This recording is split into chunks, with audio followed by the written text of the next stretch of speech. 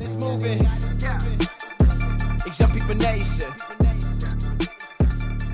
Welcome to Young People Nation. Listen to us weekly as we commit to bring transparency, healing, and truth to the everyday situations in life that might bring you down. Join us for your weekly dose of inspiration. Thank you for listening to Young People Nation. Make sure you subscribe so you never miss an episode. And now, here's your host, Eugene and Donna Perry. Let's go. Christ is the foundation. Know his word gon' lead us. Know I'm already going. Taking steps I believe in. Giving guidance to the youth. Giving guidance to the lost.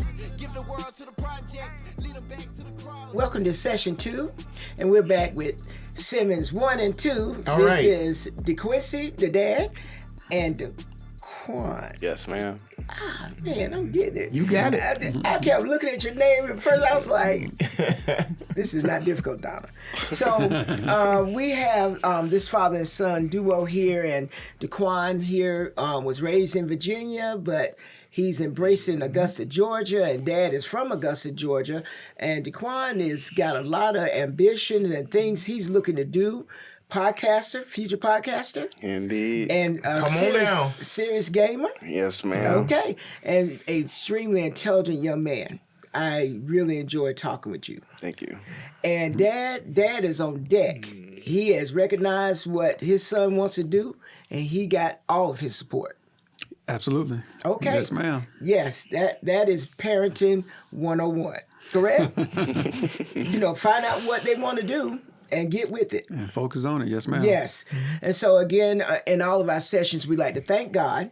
We like to thank our supporters and the community that supports us, because if you don't have the community and the support, first, if you don't have God, and then if you don't have the support, right? I saw that look, right? Yep. And if you don't have the support of your community and stuff, because that's what we're out here doing, is serving the community, serving our young people and letting them know there is hope and you're not alone.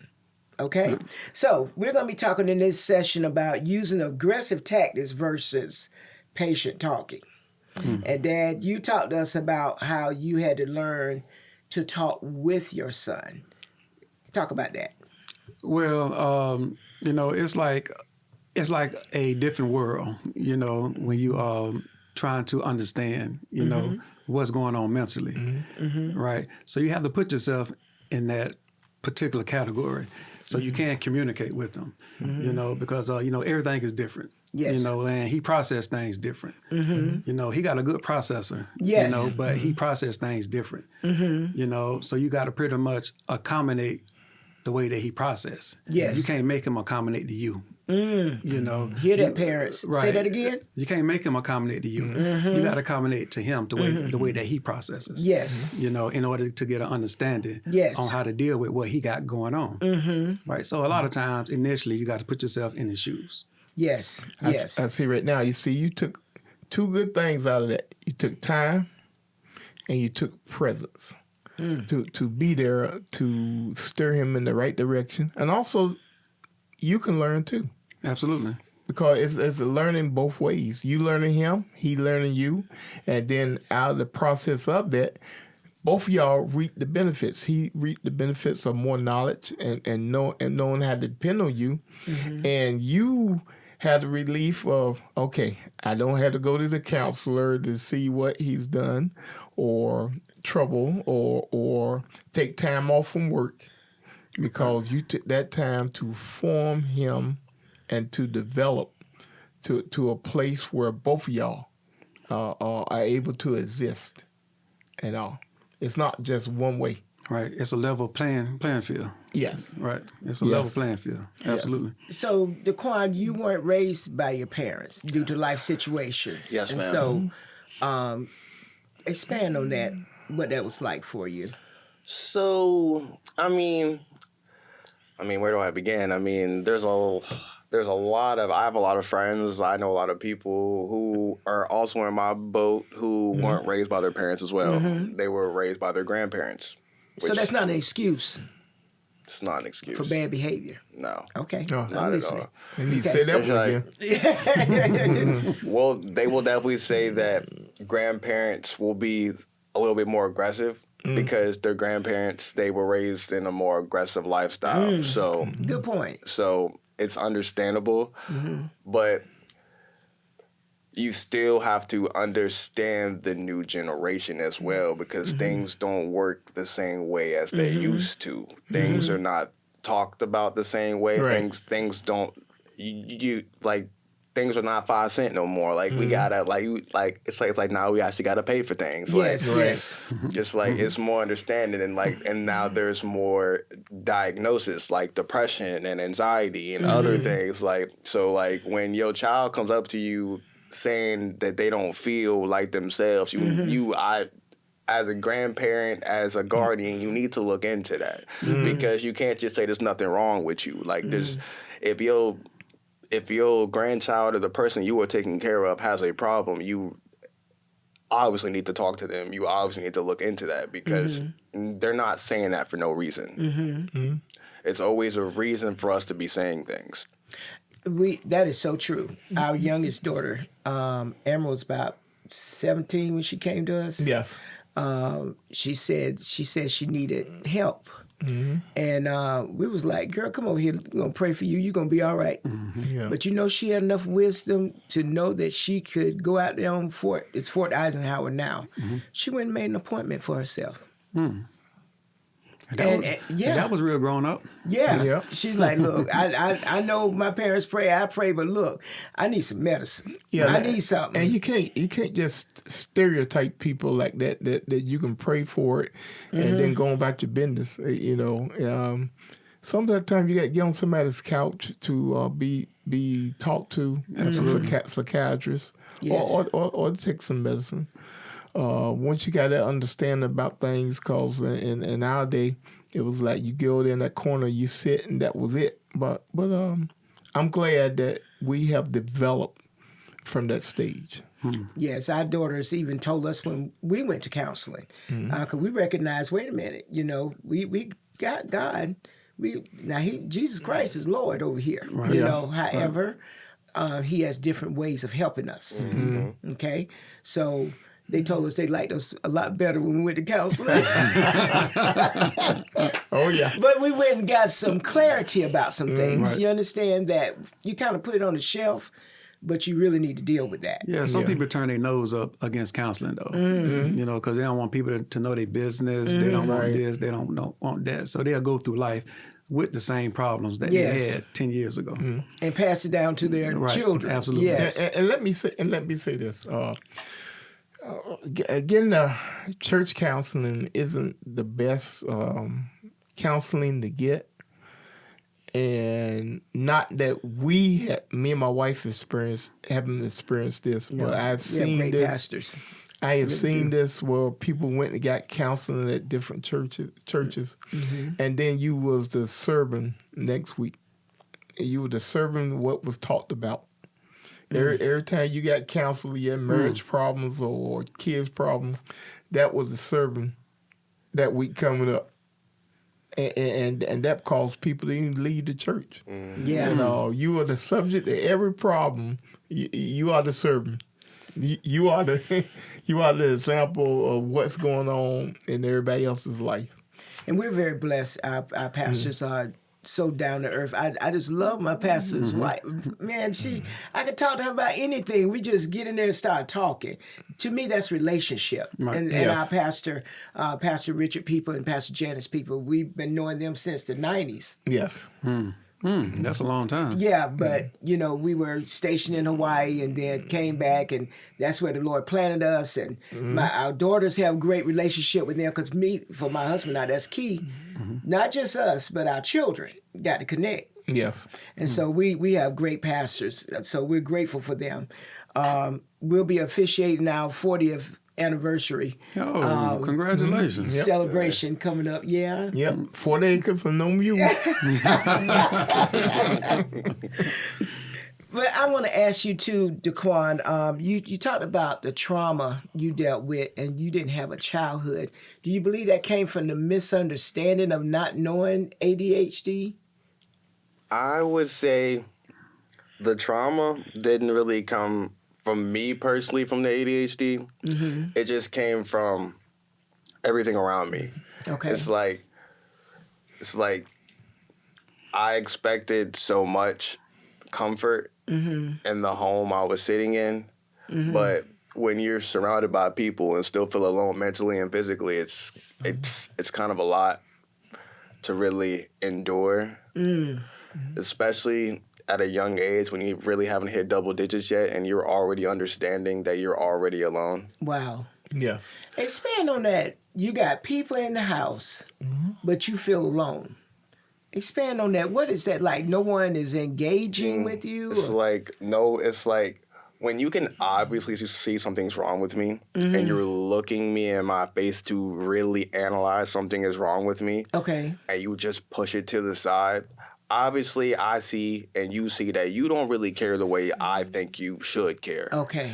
And I had to grow up with that, even with a twin sister, even with all that. Like, don't get me wrong, my sister was always there for me. She was always there, but there were some things that she didn't do out of fear.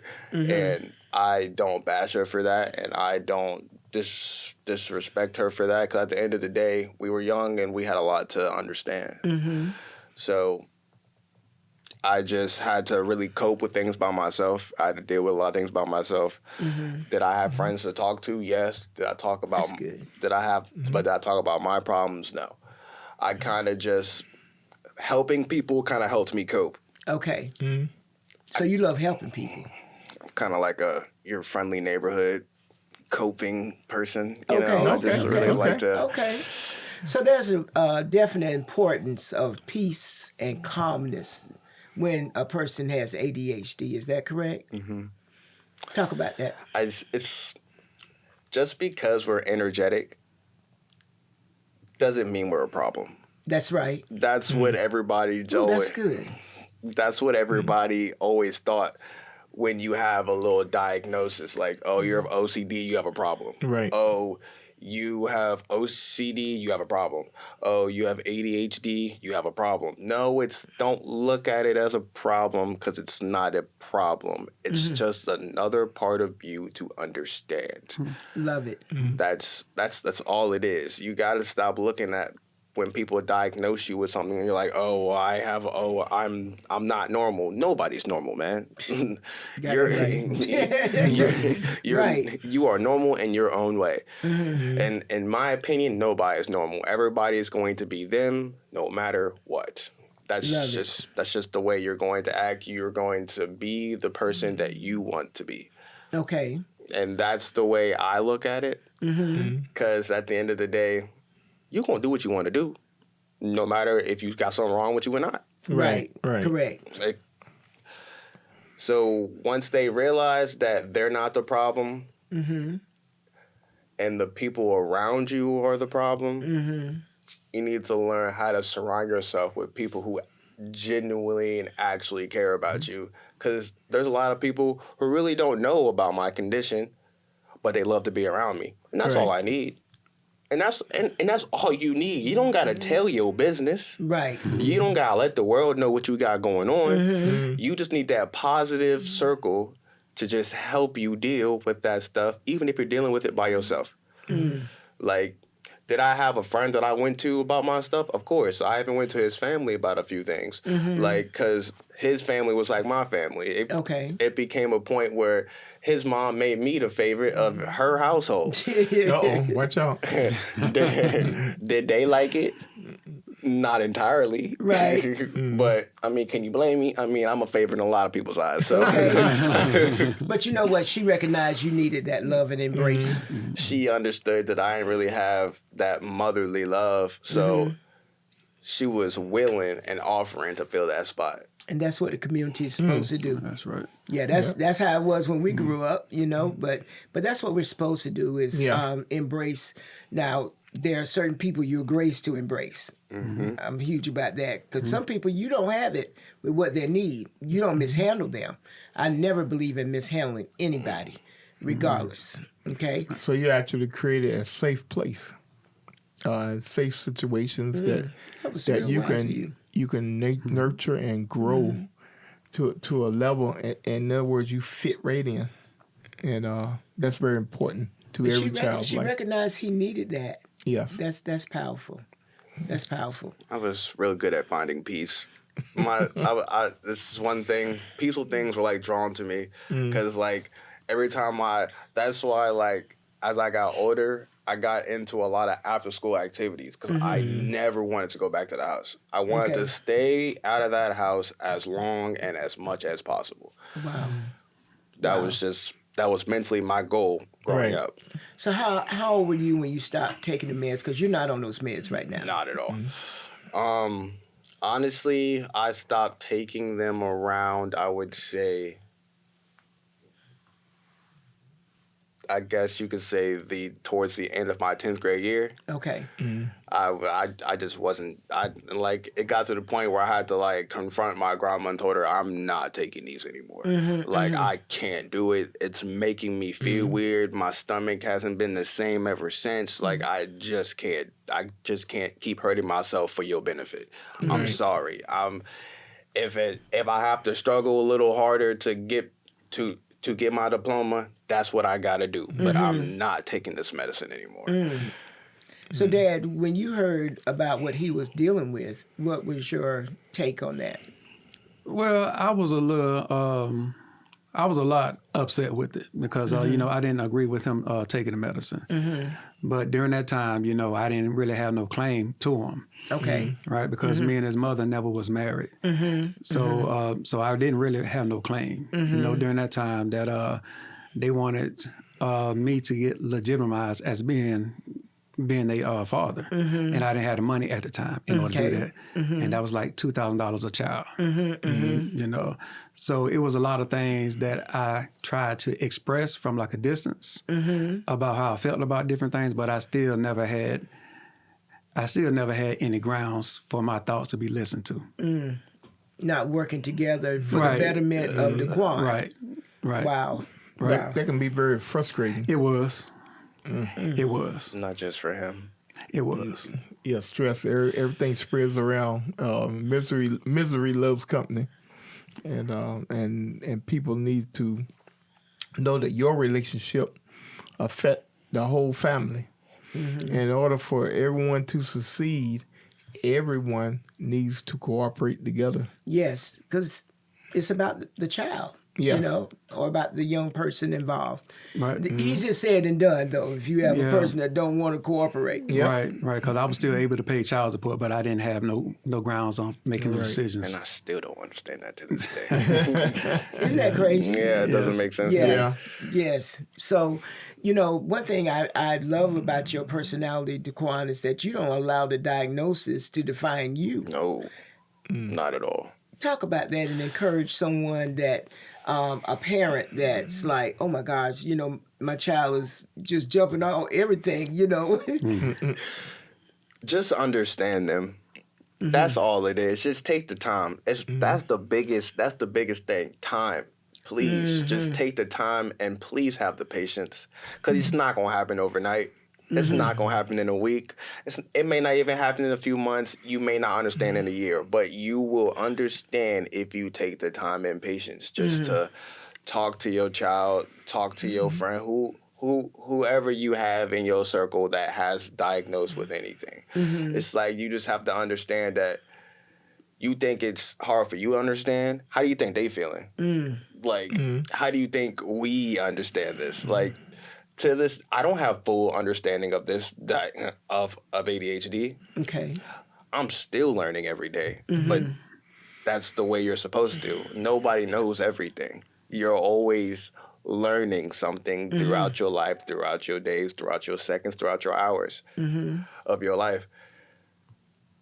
So that key thing is just patience. It's just don't really force them to do anything that they really don't want to do. Okay. Because I promise you, they're not going to do it. And I promise you, they're going to find ways to get around it. That's one thing about, I guess you could say, us with diagnosis. If we don't like it, we'll throw our diagnosis in your face. Okay. We'll use that as a shield to protect us. I've used my ADHD a lot to protect myself. Okay. It's I guess you could say it's a defense mechanism. It's like when somebody comes at you, okay, cool. But like, you're only doing that because I have ADHD. Boom. Whoa. Now it's a whole different conversation. Now it's a whole different problem. No, that's not why I'm doing that. Okay, so why are you doing it? Mm-hmm. It's always, it's always something that we can use because our mind is moving so fast. We always have something to deflect, and we always have something to throw at you because we have so much going on. Okay. That's why we don't really like to argue because we could do it all day. We don't really like to go back and forth with anybody because we can have the last word. Like, that's why we choose to not get physical.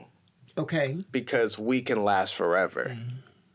It's like we choose to move a certain way because we know what we can do to a certain extent. We know what we can do mentally to you. We know what we can do physically to you. We just choose not to do it. Okay. It's a choice. It's a self-reflection of ourselves. We don't let our diagnose define who we are. Love it. All right. And Dad, what would you say to parents before we close?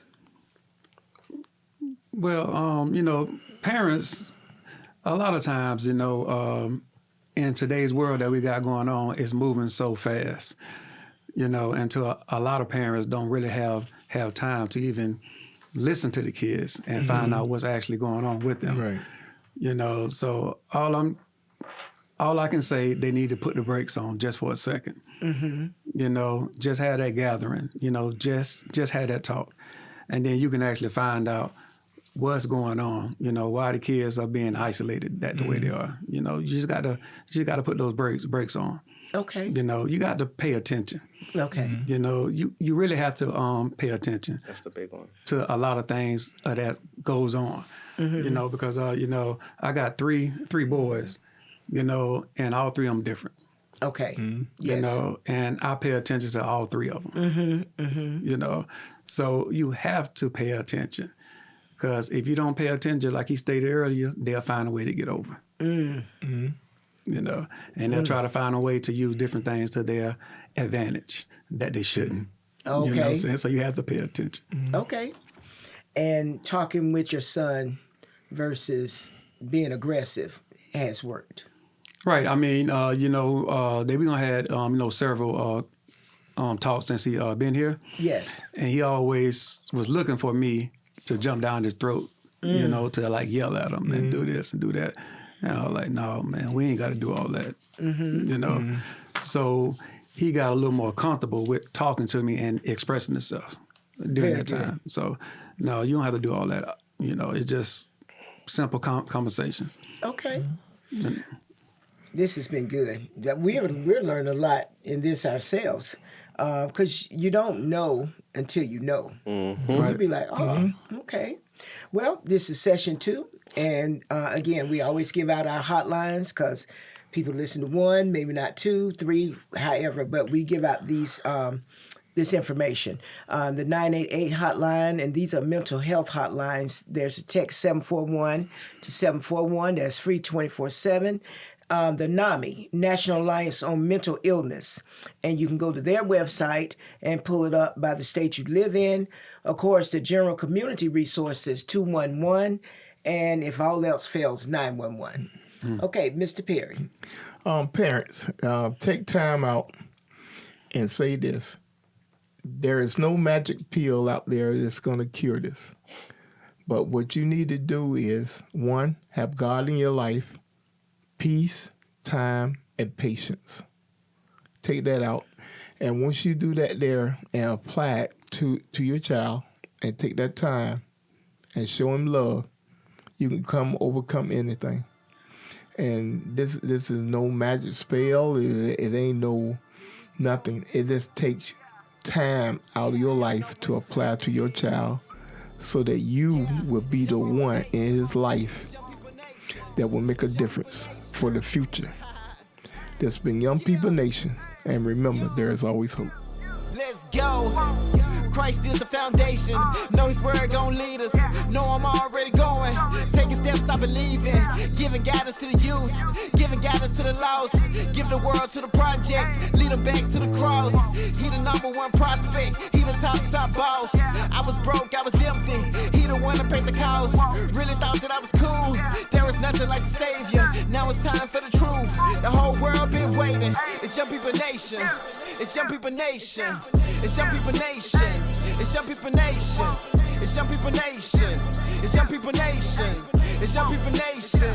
The whole world been waiting. Whatever you going through, I know what he gonna do. Don't matter the circumstance, we going back to the root.